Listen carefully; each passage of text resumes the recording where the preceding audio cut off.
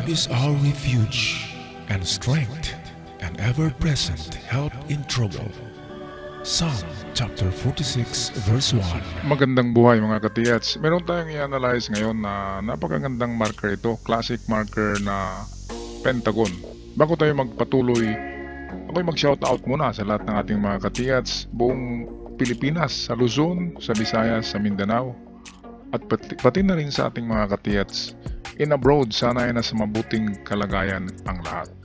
Okay, so ito na ang ating Pentagon mark. Magandang buhay mga katiyats. Meron tayong i-analyze, i-decode ngayon. Ito yung talagang legit na man-made marker. Okay, ito yung tinatawag ko na Pentagon. Ayan o. Meron siyang 5 na side, 5 corner, kaya tinatawag siya na Pentagon. Okay, ang Pentagon kapag walang dot sa ibabaw katulad nito, merong dot siya. Kung walang dot yan,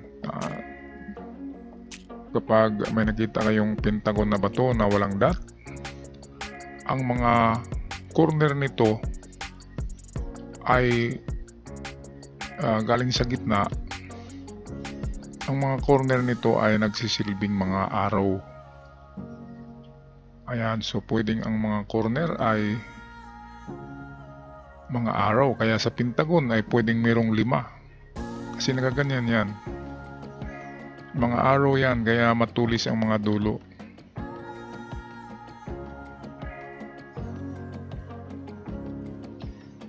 Ngayon, ang paghanap niyan ay kailangan talaga ng kagamitan. Kahit na lamang sabihin natin dowsing rod or L-rod, pendulum, o yung bobber, yung parang may spring, parang aurameter. Kahit aurameter, pwede na mga manual kahit walang mga electronics metal detector. Kung wala kayong pambili ay magkasya na muna sa mga man-made, make that homemade na mga gagamitan. Pero pwedeng pwedeng i-analyze din natin ng mano-mano or manually, ganyan lang. Sundan ang bawat corner nito. Karamihan na layo niyan ay mag-umpisa talaga yan sa 5 meters. So 5 meters ang i-detect nyo, at kapag nag-detect ang mga dulo niyan sa 5 meters, ayun na yung time na hukayin nyo. Ngunit kung wala kayong detector o anuman na manual na gamit, ay pwedeng na lang, test dig lang, hukay dito, at kapag wala, doon naman sa kabila, at pag wala dyan, ito naman na corner. So parang trial and error lang. Okay, at kapag wala dyan ay pwede kayong bumalik kunti sa 3 meters. So 3 meters naman, ganun pa rin na alignment ang gamitin. Okay, ngayon balikan natin ang original na ng bato, kanyang original na mga marka, at atin i-analyze ito. Yung kanina kasi ay wala siyang mga butas. Atin ina-assume na walang dot sa ibabaw, na Pentagon lamang siya. Okay, at ngayon dahil sa ito ay merong dot sa ibabaw at merong dot dito, mayroon siyang ibang ibig sabihin. Ang ibig sabihin niya ay hindi malayo, hindi ang mga kanto nito,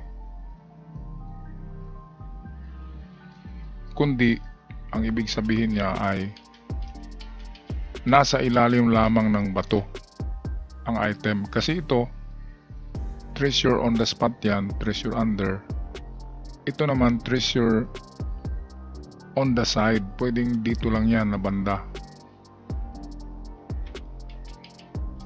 Lalo na kung napansin nyo to, Napansin niyo ito na nakaganyan yan, no? Ayan.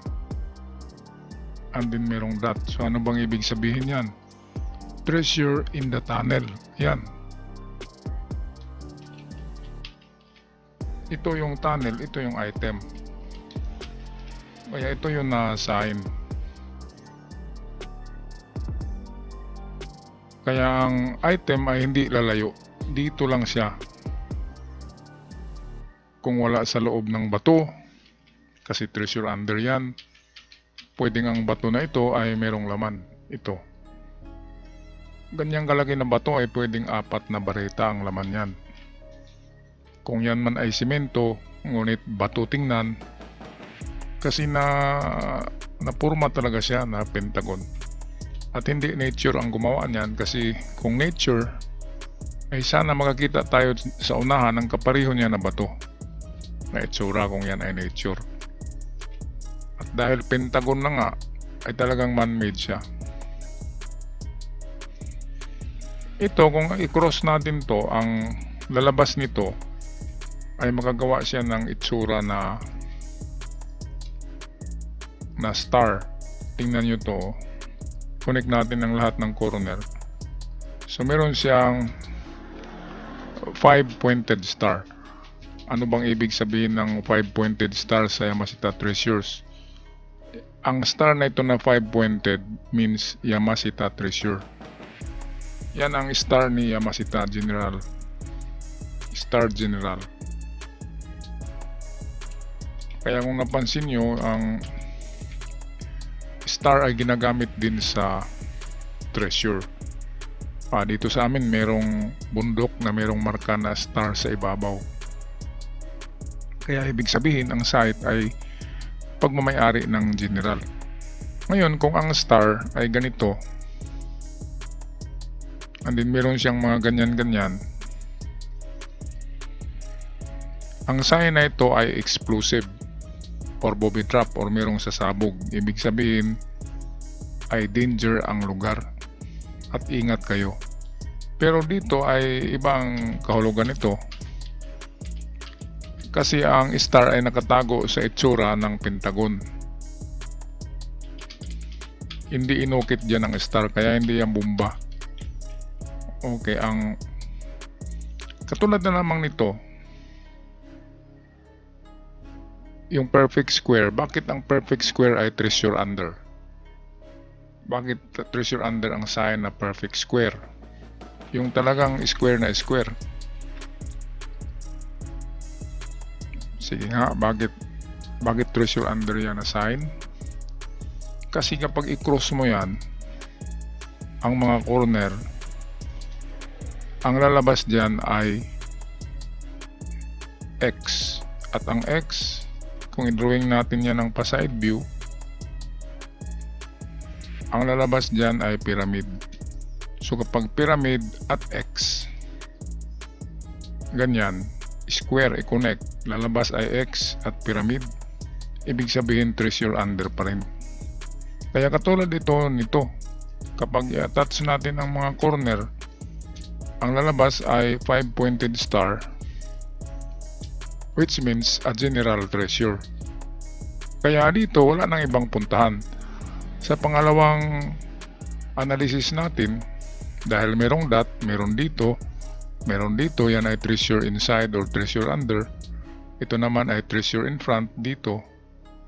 Kaya wala na siyang kawala.